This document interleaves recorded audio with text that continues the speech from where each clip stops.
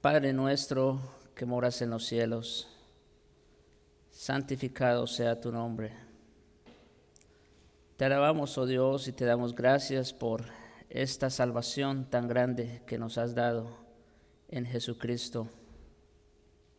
Gracias, Señor, porque lo diste todo, diste lo que más amabas, a tu propio Hijo. No lo escatimaste, sino que lo diste todo por nosotros. Oh Señor, y de ahí las constantes advertencias de no rechazar este evangelio glorioso. Te suplico, oh Dios, te suplico en este día y hoy que empezamos esta serie, que tu Espíritu Santo, Señor, venga sobre nosotros, nos enseñes, nos redarguya, nos exhorte y haga su obra en nosotros. Sobre todo te rogamos, Señor, para que los corazones de las personas que aquí escuchan sean enternecidos por tu voz y vengan a Jesucristo, si es que aún no están. Y para los que ya están, para que sigan poniendo su confianza únicamente en Él. Te lo suplicamos, oh Dios, y te rogamos también, utiliza a este pobre, débil pecador, pero que en tus manos, Señor, tú puedes hacer grandes cosas. Te lo rogamos en Jesucristo y para su gloria. Amén. Bien, hermanos, como ya se les había anunciado, hoy con la ayuda de Dios vamos a empezar una nueva serie. Esta vez vamos a estudiar la carta o la epístola a los Hebreos. Después de haber terminado con Romanos, ahora empezamos con los Hebreos, otra tremenda carta que tenemos aquí, tremendo tratado que tenemos para estudiar. Hoy solamente vamos a ver una introducción. Así le he puesto, de hecho, al título del sermón, introducción de la epístola a los Hebreos. Pues no tengo hoy como tal un texto en particular que voy a exponer, si Dios quiere, ya a partir de la próxima predicación. Entonces ahora sí voy a entrar de lleno ya a estudiar el texto como tal. Pero quiero aquí rápidamente, para empezar, citar unos cuantos textos que de alguna manera recogen la idea y el mensaje central de la epístola a los Hebreos. Eso está en Hebreos capítulo 1, versículos 1 al 2, luego capítulo 3, versículos 7 al 8 y versículo 14, y capítulo 12, versículos 25 y capítulo 13, versículos 22. Voy a leerlos para que ustedes vean cómo se conectan estos versículos que voy a leer a continuación.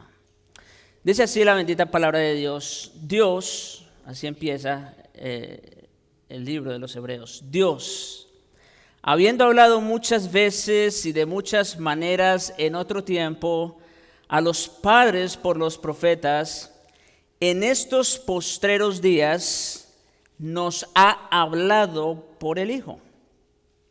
Capítulo 3, verso 7.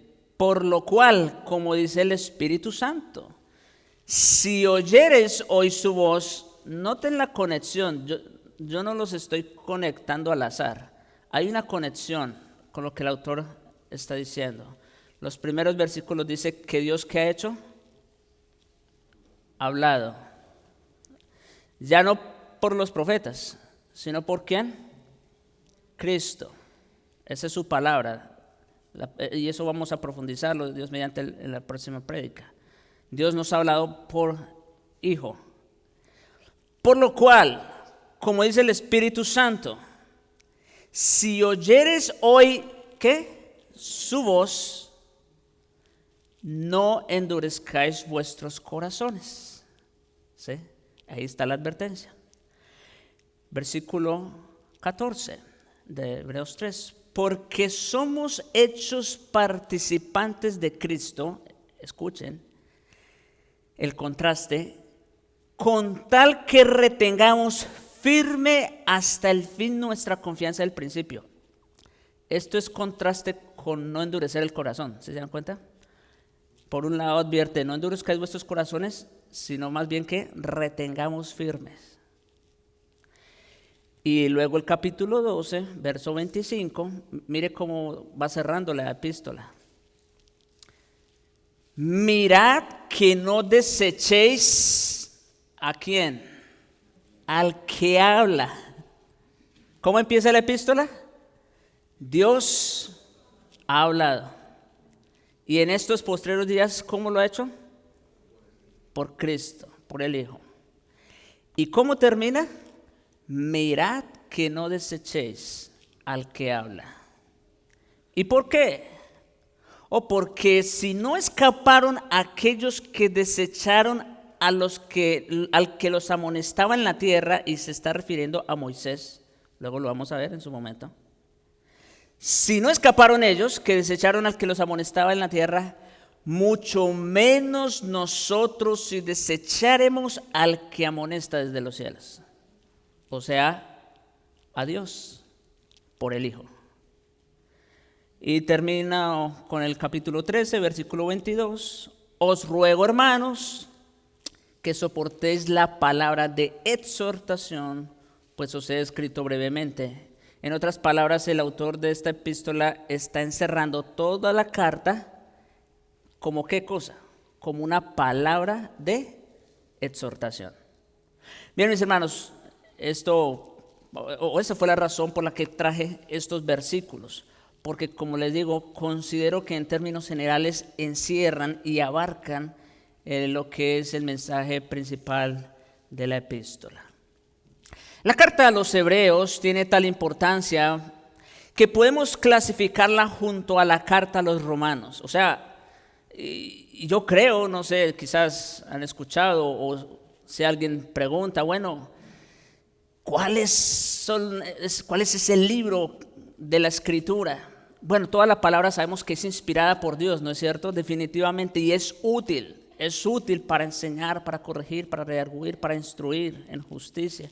Toda es palabra de Dios y ninguna palabra ha de desecharse, eso que lo tengan claro. Pero de todas maneras, ¿no? O sea, ¿cuál libro de pronto nos expone mejor, por de alguna manera, el tema central de las Escrituras? Bueno, ya nosotros dijimos que la carta a los Romanos, así es llamada por muchos como la carta magna, ¿no es cierto? Porque definitivamente expone las doctrinas fundamentales de la fe. Eso fue lo que vimos en la epístola a los Romanos. Sin embargo, mis hermanos, Hebreos trata con la doctrina central del Evangelio. ¿Sí? Romanos expone y explica claramente las doctrinas fundamentales de la fe, lo que nosotros creemos. Por eso ahí vimos muchísimas doctrinas. Pero Hebreos trata con la doctrina central del Evangelio, porque dicho sea de paso, es una sola doctrina en términos generales, claro, tiene sus variantes, pero en términos generales trata una doctrina. Y esa doctrina central es la superioridad de la persona y obra de Cristo. Esa es la doctrina principal y central que trata la epístola a los Hebreos. No obstante, como les dije, las exhortaciones que se hallan libremente esparcidas entre secciones doctrinales son las que marcan la tónica del libro. Esta epístola contiene un mensaje especial para un tiempo caracterizado por la apostasía. Estoy hablando hoy, o sea, hablando de la relevancia que pues tiene para nosotros estudiar este libro, ¿no? Contiene un mensaje especial para un tiempo caracterizado por la apostasía, mis hermanos. Y ustedes saben, bueno, si los apóstoles advirtieron contra la apostasía hace casi 2000 años, ¿no es cierto? Bueno, ¿qué serán 2000 años después? ¿No es cierto? Es mucho más relevante, incluso, mucho más relevante. se dirige al creyente que ante la incredulidad y la desobediencia prevalentes debe permanecer firme en la fe. En consecuencia, mis hermanos, hacemos bien en escuchar atentamente al que habla o al que amonesta desde los cielos. Y entonces, rápidamente, ahora sí, vamos a abarcar algunos encabezados que tengo aquí, introductorios. En primer lugar, vamos a hablar del autor de esta epístola, y es importante hablar de este tema aquí, porque si ustedes notan, la epístola no nos deja saber explícitamente quién es el autor, ¿no es cierto? En Romanos, pues fue claro que es Pablo, ¿no? Pablo, apóstol de Jesucristo, ¿verdad? Siervo.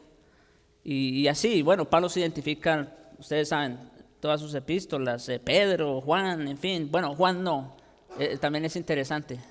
Solamente habla de aquel, ¿verdad? Que tocaron sus manos, palparon y lo vieron sus ojos, en fin. Pero no hay dudas ahí.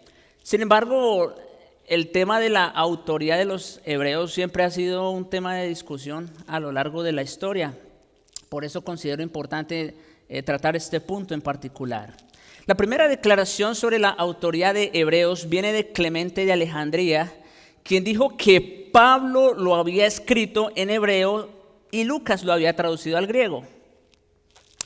Eso es lo que dice Clemente de Alejandría.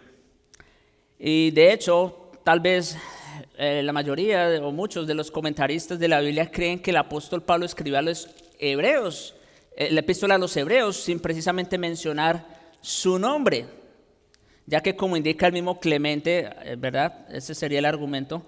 Al escribirle a hebreos que habían concebido un prejuicio en su contra, ustedes saben que Pablo pues se ganó esa mala reputación, por decir de alguna manera, de parte de sus hermanos hebreos, ¿no es cierto? Sus compatriotas o sus parientes, como lo llaman Romanos precisamente. Entonces, dado ese prejuicio que había en su contra, pues él sabiamente no les predispuso desde el principio poniendo su nombre. Sostenido también por Jerónimo y Agustín, a través de los siglos, sí, mucha gente ha aceptado a Pablo como el escritor de la epístola, incluso desde la primera publicación en inglés de la King James en 1611 hasta el presente. Algunas versiones han titulado la epístola de Pablo el apóstol a los hebreos, poniendo una nota al margen de que la paternidad literaria es incierta, aunque comúnmente atribuida a Pablo. Entonces, ¿qué vemos? Bueno, que muchos están de acuerdo en que Pablo es el autor de esta epístola. Ahora, la incertidumbre en cuanto a que Pablo sea o no el escritor proviene principalmente de la diferencia entre las epístolas paulinas y hebreos. Para comenzar, hay una clara diferencia en cuanto al lenguaje que usa Hebreos, algo que comúnmente no se usa en las epístolas de Pablo. Nada en Hebreos nos recuerda el estilo, dicción, terminología ni contenido de las cartas de Pablo. Además, un texto en hebreo, como sugiere Clemente, de un texto en hebreo no se sabe nada. Clemente dijo, Pablo la escribió en hebreo y Lucas la tradujo al griego. En cuanto a ese supuesto texto en hebreo no se sabe nada. Y el texto griego no es una traducción. No es una traducción, así que eso es un dato muy importante. En segundo lugar, las doctrinas expresadas en hebreos, ese es otro argumento, no encuentran eco en las epístolas de Pablo, especialmente refiriéndose al sacerdocio y al tema de los pactos.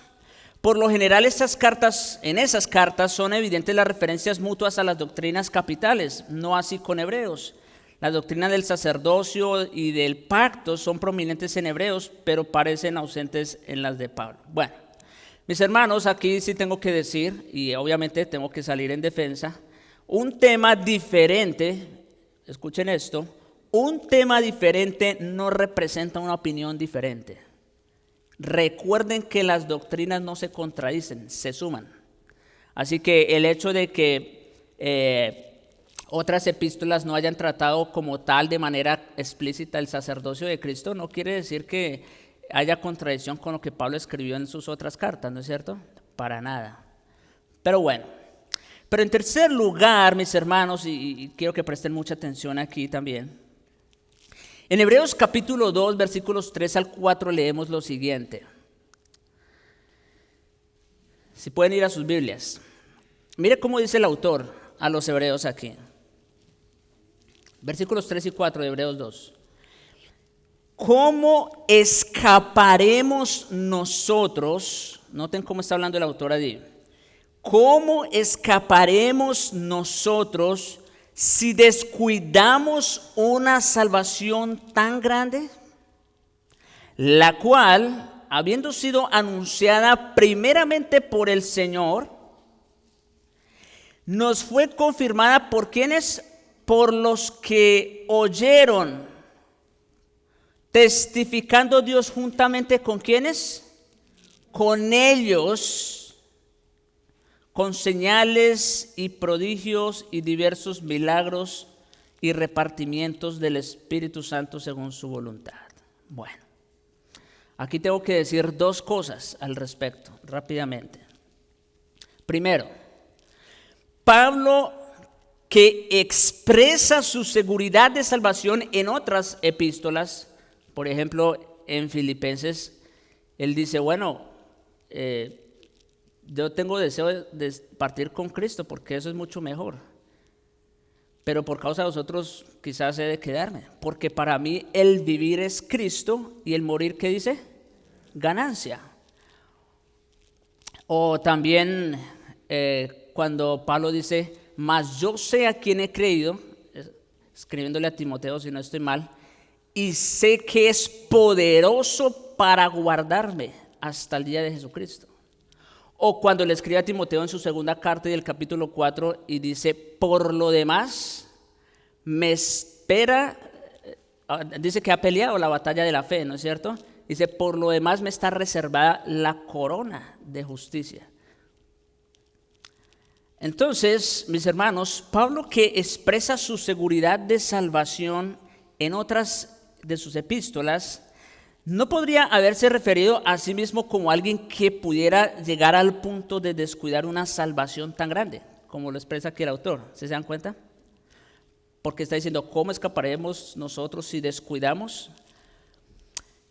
Y en segundo lugar, una segunda respuesta o un segundo comentario a este texto es el siguiente.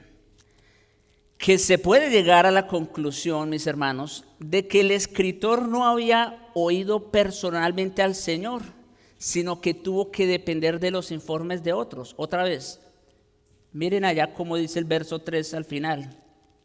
La cual, habiendo sido anunciada primeramente por el Señor, nos fue confirmada por ¿quiénes? Por los que oyeron. Aunque Juan, cuando escribe su epístola, él no se identifica como lo hace Pablo, pero él sí dice que de primera mano él vio al Señor, ¿no es cierto? Y estuvo con él y lo escuchó y lo palpó. No así el autor de los Hebreos. Dice que en este caso tuvo que depender de los informes de otros, de lo que otros oyeron, y luego agrega, testificando Dios juntamente con ¿quiénes? Con ellos, con señales y prodigios y diversos milagros y repartimientos del Espíritu. Bien, mis hermanos, Pablo, por supuesto, aquí hay que decir la verdad, Pablo declara categóricamente, y no solo en un texto, sino en muchos textos, ¿no es cierto?, que no recibió el evangelio de nadie. Dice, esto no es de hombres ni por hombres. La revelación no me llegó de hombres ni por hombres, sino por Jesucristo. Gálatas 1:12. Y como digo, no es el único texto. En Corintios hay otros, en fin, donde vemos exactamente lo mismo, que Pablo recibió. Y de hecho, en 2 Corintios es mucho más que explícito en el capítulo 12 o 13, donde él habla de la visión que tuvo, ¿recuerdan? Que fue transportado hasta el tercer cielo y vio cosas que al hombre no les es dado saber. Así que, pregunta, ¿Pablo de quién recibió la revelación? De Jesucristo directamente, no por medio de alguien, ¿no es cierto? Bien, por lo tanto, mis hermanos, en ese orden de ideas, Pablo parece no haber escrito estas palabras de Hebreos 2, versículos 3 y 4. Se discuten otros posibles candidatos, escuchen, no con más fuerza que el apóstol Pablo, entre los cuales está Bernabé, Apolos, sugerido por Lutero, e incluso Priscila y Aquila, entre otros. Sin embargo, mis hermanos, dado las características de la epístola, es decir, estilo y lenguaje, la forma como está escrita, como está estructurada, los términos que usa, el texto que les acabo de citar y de exponer en breve, Hebreos 2, 3 y 4, donde parece sugerir que el autor es alguien aparte de los apóstoles, habla de ellos. Y la referencia también a Timoteo como hermano en Hebreos 13 y no como hijo o colaborador como suele referirse Pablo en sus otras epístolas a Timoteo. Él se refiere a él como su hijo, ¿no es cierto? O como colaborador, pero aquí se refiere a él como un hermano. Mis hermanos, en ese orden de ideas, Lucas, sugerido por Orígenes y respaldado por algunos reformadores, tiene más apoyo, escuchen, siempre y cuando lo haya escrito bajo la autoría del apóstol Pablo. Yo creo que esto nos hace un poco más sentido. ¿Cómo respondemos a esas inquietudes, a esas dudas que ponen sobre Pablo? Como les estoy diciendo, Lucas, sugerido por Orígenes y respaldado por algunos reformadores, tiene más apoyo siempre y cuando lo haya escrito bajo la autoría de Pablo. El libro de Hebreos empieza sin mencionar el autor, dice solo Dios. Y eso es lo más importante. El autor humano de Hebreos a plenitud sigue siendo desconocido. Pero la inspiración del libro por el Espíritu Santo es más que evidente y eso, mis hermanos, es lo más importante. Sin embargo, insisto, a pesar del hecho de que la autoría paulina no puede afirmarse en una forma dogmática, hay evidencia abundante interna como externa de que Pablo mismo, si no Lucas, bajo la autoridad del apóstol, fue el autor de la epístola a los hebreos. Pero otra vez, mis hermanos, aún si no conocemos a ciencia cierta quién fuera el escritor, de lo que sí podemos estar seguros es del autor divino. ¿Cómo empieza el libro? Dios, ¿no es cierto? Bien, en segundo lugar y rápidamente, aquí no va a tomar tiempo, la fecha, y sin importar otra vez quién haya sido el escritor de Hebreos, ya les dejé saber cuál es la posición más fuerte. Parece ser que fue Lucas bajo la autoridad de Pablo, pero hay indicios de que fue escrito bastante temprano en el periodo del Nuevo Testamento, probablemente en la década de los 60. La referencia a Timoteo, por ejemplo, lo coloca en una época bastante temprana. La falta de referencia a la destrucción del templo probablemente lo sitúa antes del 70. Y es que ustedes saben, cuando el templo y Jerusalén fueron invadidos y el templo fue destruido, ¿verdad? Eso ocurrió en el 60. Y dado que el escritor de los Hebreos está tan preocupado por la transición del antiguo pacto, parece poco probable que hubiera ignorado la destrucción del templo si ya hubiera sucedido antes de escribir esta carta. Al contrario, cada vez que se refiere a los sacrificios que se ofrecían en el templo, lo hace en tiempo presente, dando a entender que todavía era una práctica de los judíos. Por lo cual, creemos y entendemos que esta epístola fue escrita, como les digo, antes del 70, lo más seguro en la década de los 60, en ese transcurso. En tercer lugar, aceptación canónica. ¿Y por qué tengo que tratar esto? Yo sé, hermanos, a veces es mucha información, pero creo que es relevante porque, entre otras cosas, Hebreos junto con Santiago fueron los últimos libros en ser agregados al canon de las Escrituras. Entonces, eso tiene una explicación, ¿no es cierto? ¿Por qué? Bien, la historia de la epístola a los Hebreos en la iglesia cristiana de los primeros siglos es bastante cambiante, como les digo. La iglesia oriental, acuérdense que la iglesia se divide en dos: la iglesia oriental, lo que es Egipto, Siria, bueno, Israel estaba ahí mismo, y la iglesia occidental, que se refiere ya a lo que es Europa, Italia, Francia y África también. Entonces, con respecto a la iglesia oriental, ellos aplicaban la regla de que para que un libro del Nuevo Testamento fuese canónico debía ser apostólico.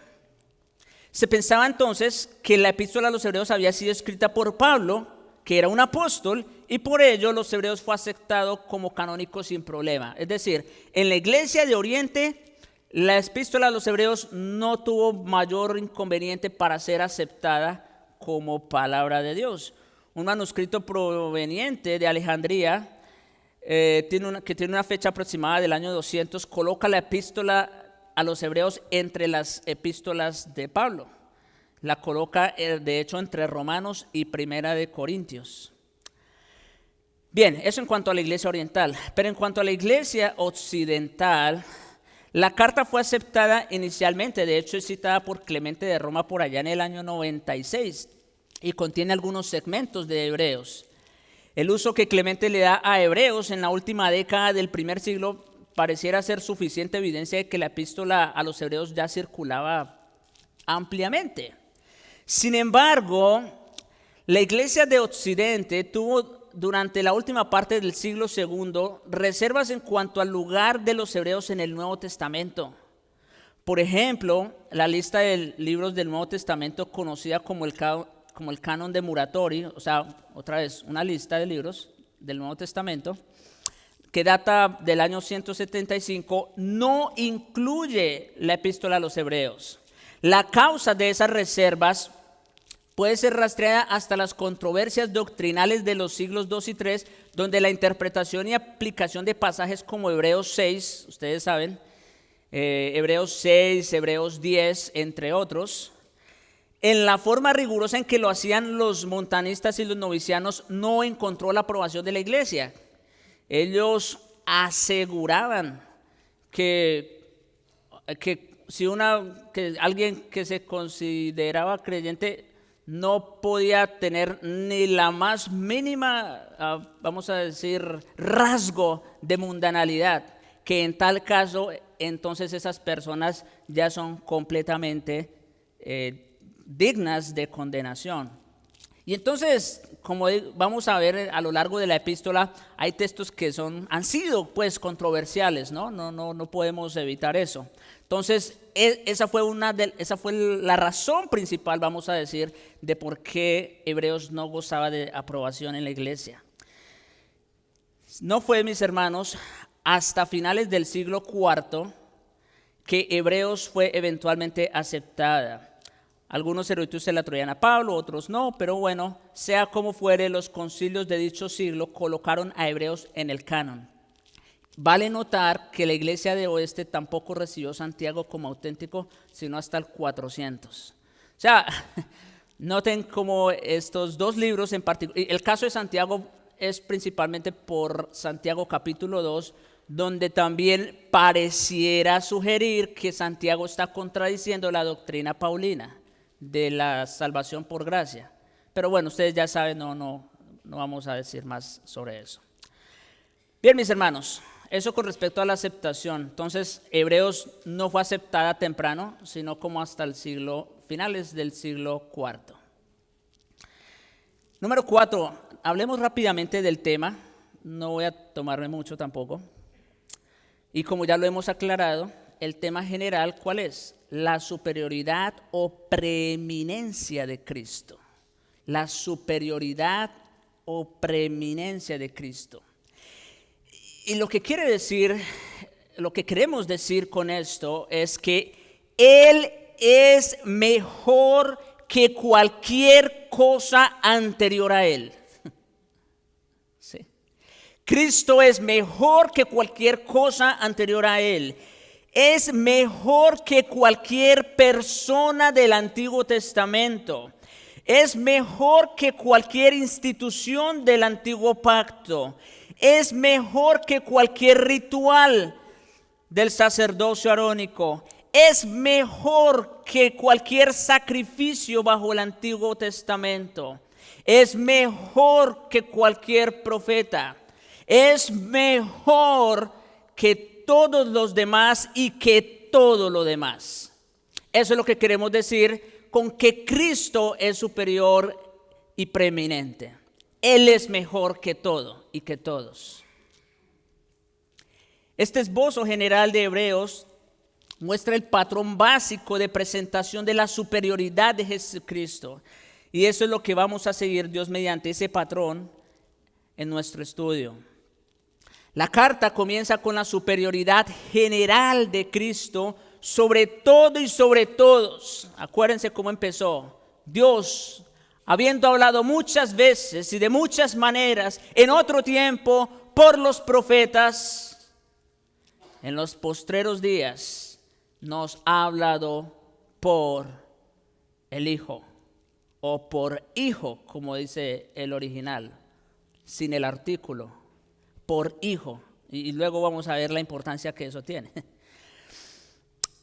Luego viene la superioridad de Cristo sobre los ángeles, capítulo 1 y parte del 2. Luego con respecto a Moisés, a Josué, a Aarón y su sacerdocio. Luego con respecto al antiguo pacto.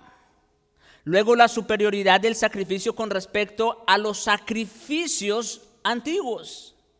Luego la superioridad del pueblo fiel de Cristo con respecto a todos los infieles. Sí, mis hermanos, porque hasta en eso Cristo es superior. No nosotros, Cristo es el que lo hace superior. Hace superior al pueblo del nuevo pacto. Y luego la superioridad del testimonio de Cristo con respecto al testimonio de cualquier otro. Este delineamiento breve nos da la estructura del libro que sobre todo lo demás enseña otra vez la superioridad absoluta, completa y total de la persona y obra de Jesucristo. Ese es el tema de los hebreos. Ahora, hablemos de la audiencia. Aquí sí voy a tomarme un poquito más tiempo, porque de hecho nos va a ayudar también un poquito como aplicación. El autor no especifica a qué grupo de creyentes o a qué iglesia en particular va dirigida esta carta. Como su nombre lo indica, está dirigida a un grupo de judíos quienes todavía estaban luchando en su transición del antiguo pacto con todas sus implicaciones y aplicaciones. Eso es todo lo que sabemos, una carta dirigida a los hebreos. Sea como fuere, debemos entender que a lo largo de esta epístola, y mis hermanos, quiero que presten especial atención a esto que vamos a ver ahorita, porque eso es lo que nos va a ayudar a tener un mayor entendimiento de la epístola a los hebreos. Debemos entender que a lo largo de esta epístola se tiene en mente 3 grupos básicos de personas. Escuchen, 3 grupos básicos de personas. Si no tenemos en cuenta estos grupos, el libro va a resultar bastante confuso y ahí es donde se han perdido muchos. Entre otras cosas, los pastores y las iglesias que enseñan a favor de que la salvación se pierde, el libro por excelencia que ellos citan es Hebreos.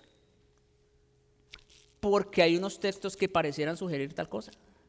Pero otra vez, eso depende de qué grupo se está dirigiendo. es la base fundamental para entender la epístola. Y como digo, muchos se pierden ahí.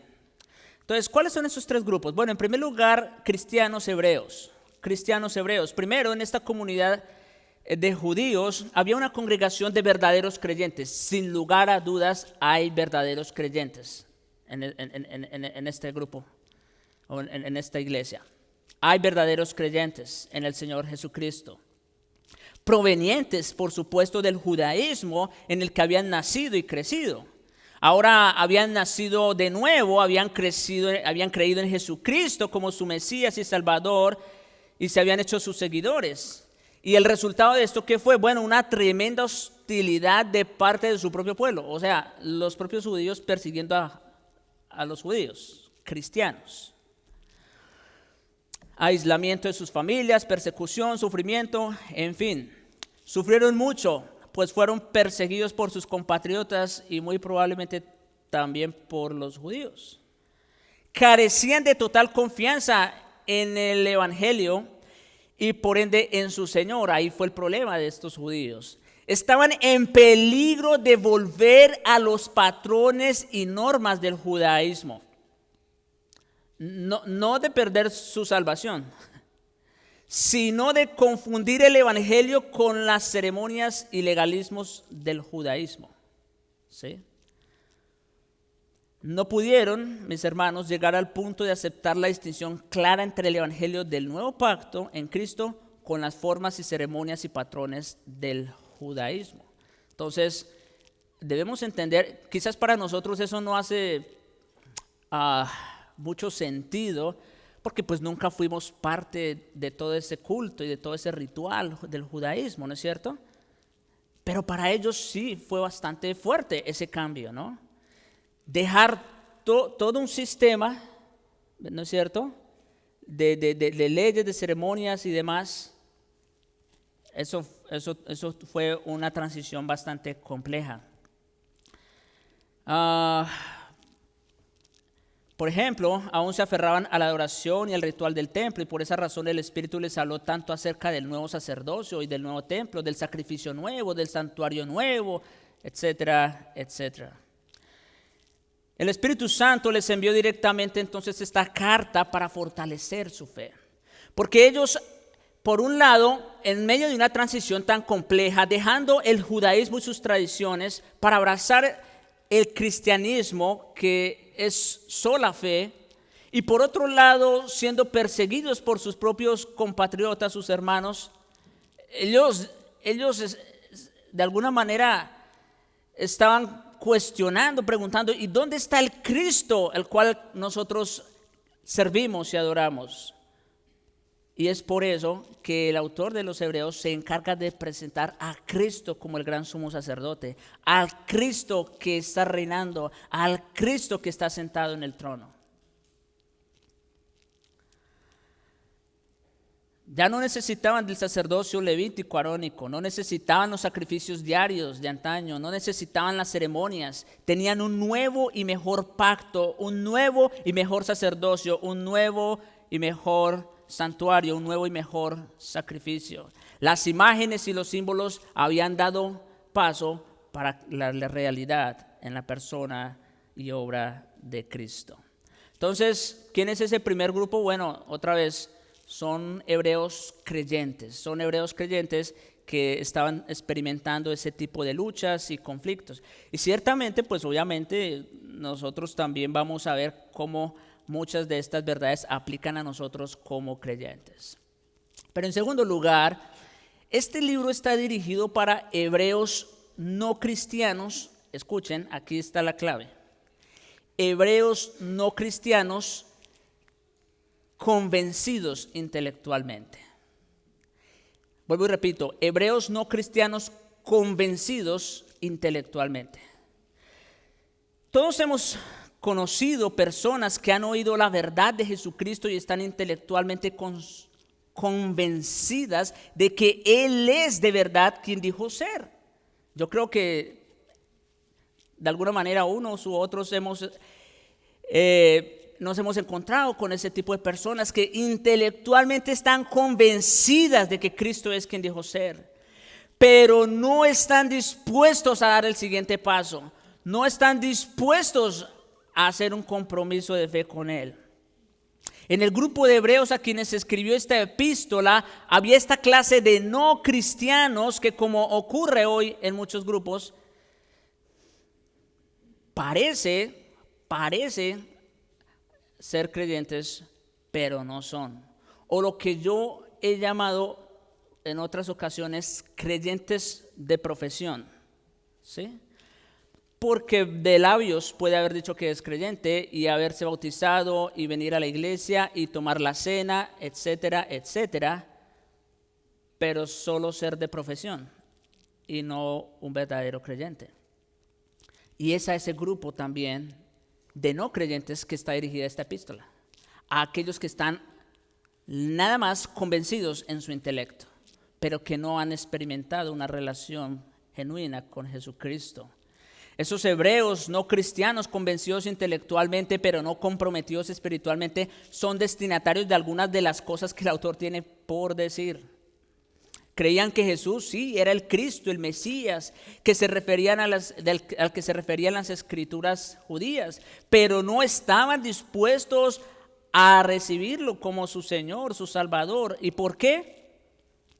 Quizás como aquellos a quienes describió Juan en el capítulo 12, versículos 42 al 43, creían en Él, refiriéndose a Jesús, creían en Él, pero amaban más la aprobación de los hombres que la aprobación de Dios. Mis hermanos, esto no es nuevo, esto que estoy diciendo, esto no es nuevo.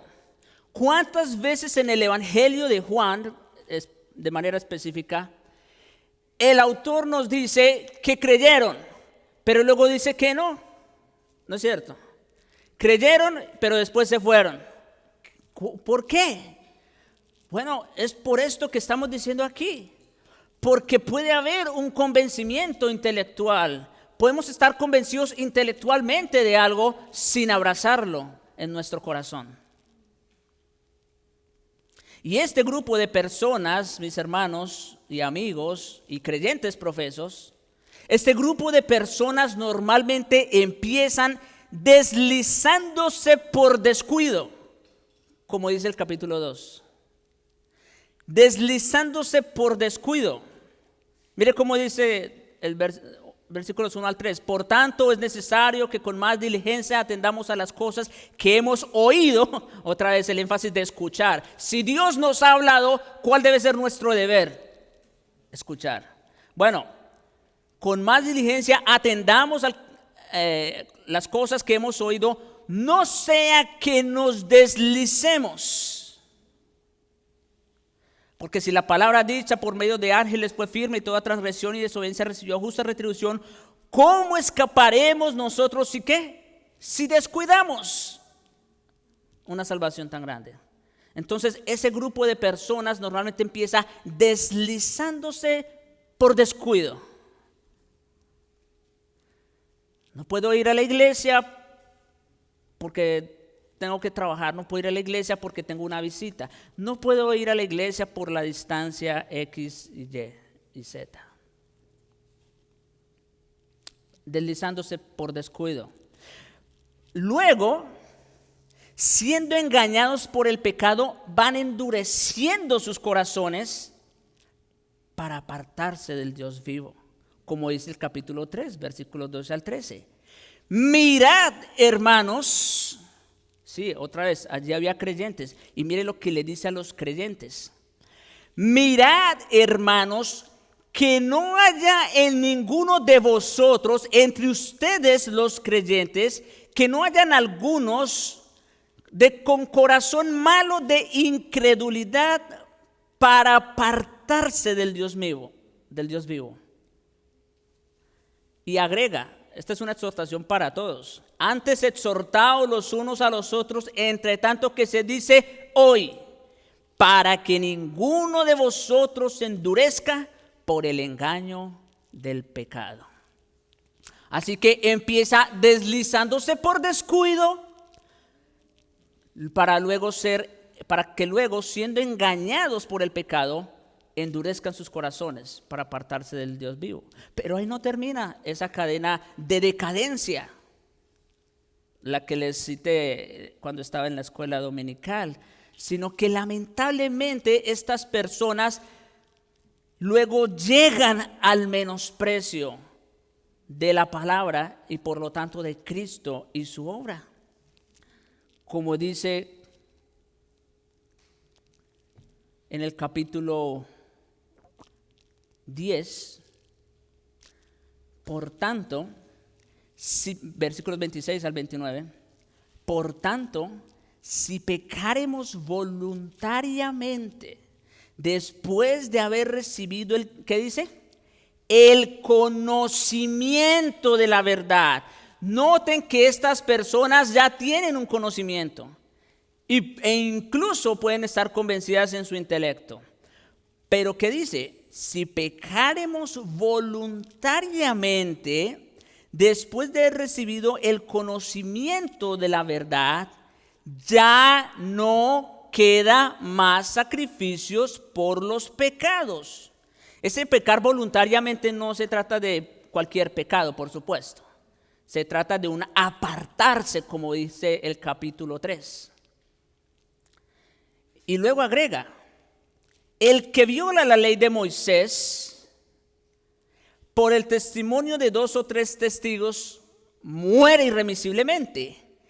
¿Cuánto mayor castigo pensáis que merecerá el que pisoteare al Hijo de Dios y tuviere por inmunda la sangre del pacto en la cual fue santificado e hiciera afrenta al Espíritu de gracia? Quizás aquí ninguno llegue a decir, aborrezco a Jesucristo y lo maldiga. No, quizás eso no suceda.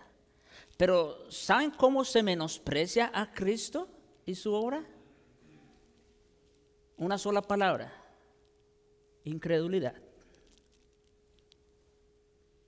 Usted que viene aquí domingo tras domingo a escuchar la predicación y aún así persiste en vivir una vida de pecado, usted está dentro de este grupo. Entonces empieza a deslizarse por descuido, luego se deja siendo engañado por el pecado, va endureciendo su corazón y eso escala a llevarlo a un menosprecio de la palabra y de Cristo. Pero ahí no termina ese proceso de decadencia. Esto escala hasta el nivel de rechazarlo amargamente y por completo. Como dice el capítulo 12, el verso 25, texto que cité al principio. Mirad que no desechéis al que habla. Porque si no escaparon aquellos que desecharon al que los amonestaba en la tierra, mucho menos nosotros si desecharemos al que amonesta desde los cielos. Y ahí en el contexto está el caso de Esaú, como él vendió su primogenitura por un guisado de lentejas. ¿Y qué dice? Que después la quiso recuperar. Y con lágrimas en los ojos y con lamento. ¿Y qué pasó? No fue posible. Estas personas están en el punto de reconocer, pero no de comprometerse. Son culpables del gran pecado de negarse a hacer aquello de lo cual intelectualmente están convencidos. Por eso, mis hermanos, para ellos no hay más sacrificio por los pecados, sino una horrenda expectación de juicio y de hervor que ha de consumir a los adversarios. No hay más sacrificio. Son culpables del gran pecado de negarse a hacer aquello de lo cual intelectualmente están convencidos. De modo que el Espíritu Santo los exhorta. Si usted está en esa condición, no se quede ahí. No quiere decir que ya no hay esperanza. el Espíritu Santo los exhorta de nuevo a recorrer el camino completo de la fe salvadora, a recorrer todo el camino de compromiso, exponiendo precisamente ¿qué? La superioridad de la persona y obra de Jesucristo. ¿Por qué? Bueno, por un lado porque solo Cristo puede sacarlos de tal estado y de tal situación, de tal dureza, de tal menosprecio. Solo Cristo puede librarlos de eso.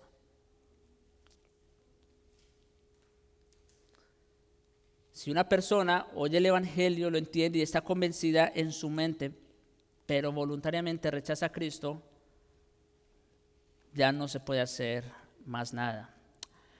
Y número 3, rápidamente, esta carta también está escrita pues a no cristianos que no estaban convencidos, es decir, refiriéndose a incrédulos pues que no tienen ningún conocimiento de la verdad del Evangelio. Por supuesto, en su momento pues veremos algunas aplicaciones, pero el Espíritu Santo les habla a ellos también,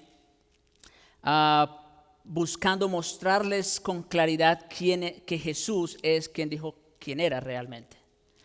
Y otra vez, ¿cómo lo hace? Exponiendo la superioridad de la persona y obra de Cristo, diciendo, este es el Cristo. Este es el Cristo.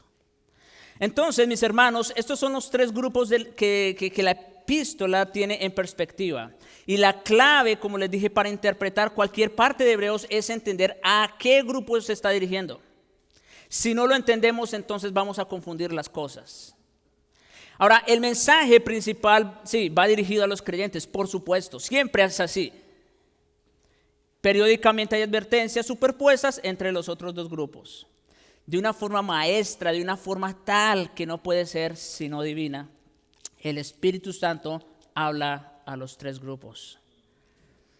Y rápidamente, y ya con esto ahora sí vamos cerrando, el propósito de la carta. Con todo lo que hemos dicho hasta el momento, mis hermanos, en Hebreos hay confianza y seguridad para el cristiano. Ese es el propósito para nosotros los creyentes, darnos confianza y seguridad en que este Cristo preeminente sobre todas las cosas es nuestro bendito Salvador y nuestro Señor, que gobierna aún en los cielos. También el propósito para aquellos que están convencidos intelectualmente, hay una advertencia. Hay una advertencia sobre recibir a Cristo o ser condenado por el conocimiento que ya tiene. Porque una de dos, o Cristo paga por ti, tú que ya tienes el conocimiento, o Cristo paga por ti o tú vas a tener que pagar en el infierno. Y número 3, hay una presentación convincente para el incrédulo de que ni siquiera está persuadido intelectualmente de creer en Cristo. ¿Cómo? Presentándoles la obra de Cristo completa. Hebreos es para estos 3 grupos una presentación de Cristo, el Mesías, el autor de un nuevo y mejor pacto, mejor que el del Antiguo Testamento. Ahora, no es que el Antiguo Pacto era malo o equivocado, no, Dios lo dio y por tanto era bueno. El punto es que ese pacto era incompleto y preliminar, o en otras palabras, el Antiguo Pacto solo preparó el escenario para el nuevo. En ese sentido, mis hermanos, Hebreos podría considerarse una carta pastoral.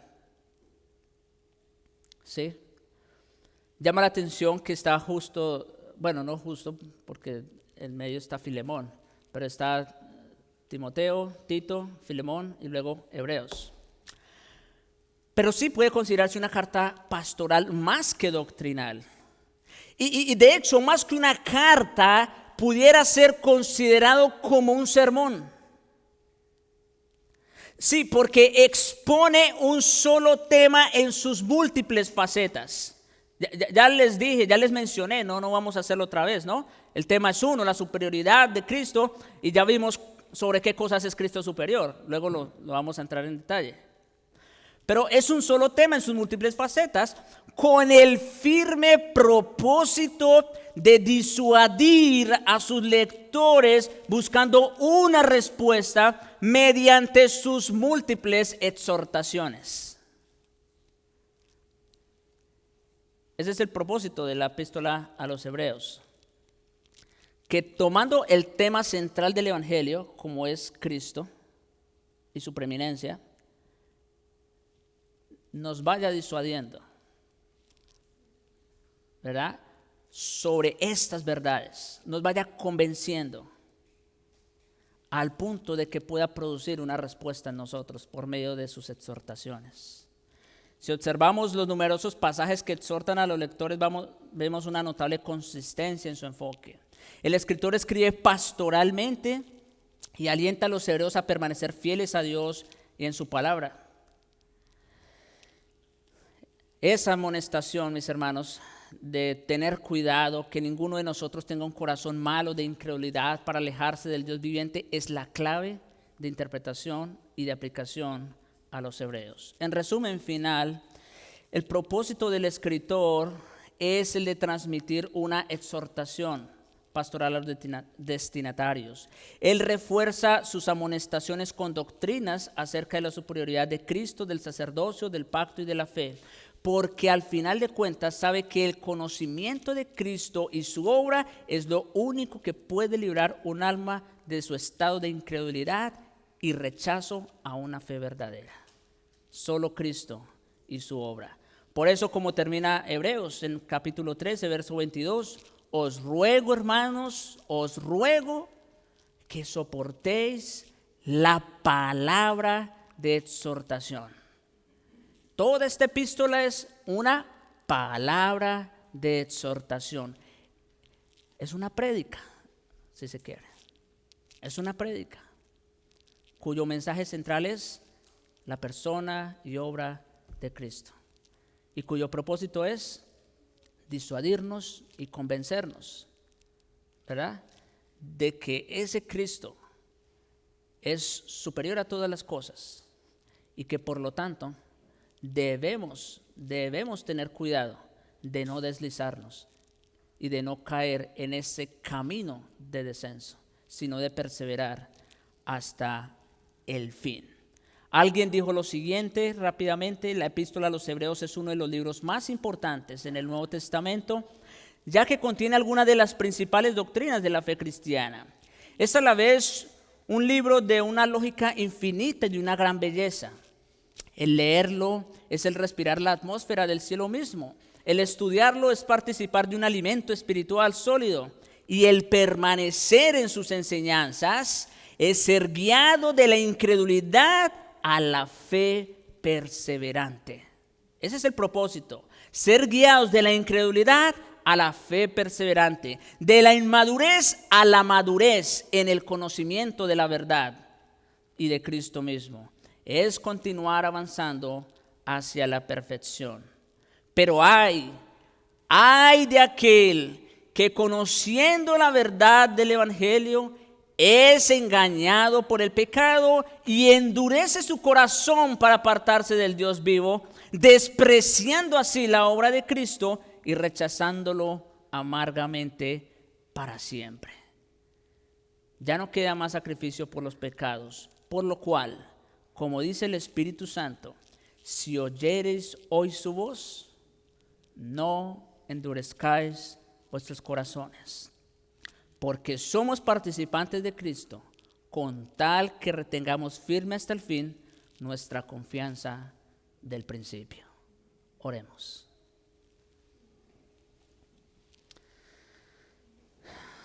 Gracias te damos, Dios y Padre de nuestro Señor Jesucristo y Padre nuestro.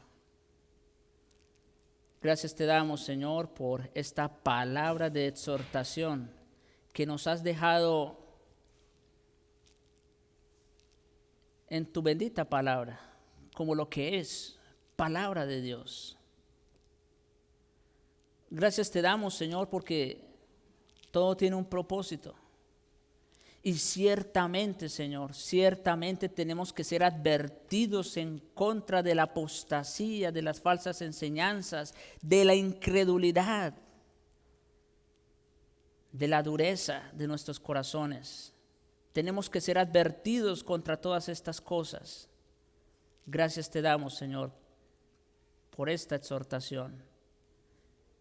Y te ruego, oh Dios, que sigas enterneciendo nuestros corazones para recibir esta palabra de exhortación y que no los endurezcamos.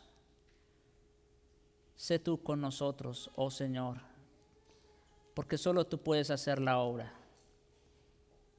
Te lo rogamos, oh Dios, ayúdanos a caminar, a perseverar en la fe. Entre tanto, Señor, que se dice, si oyereis hoy su voz, no endurezcáis vuestros corazones. Que oigamos y que atendamos a esa palabra. Te lo rogamos en Jesucristo. Amén.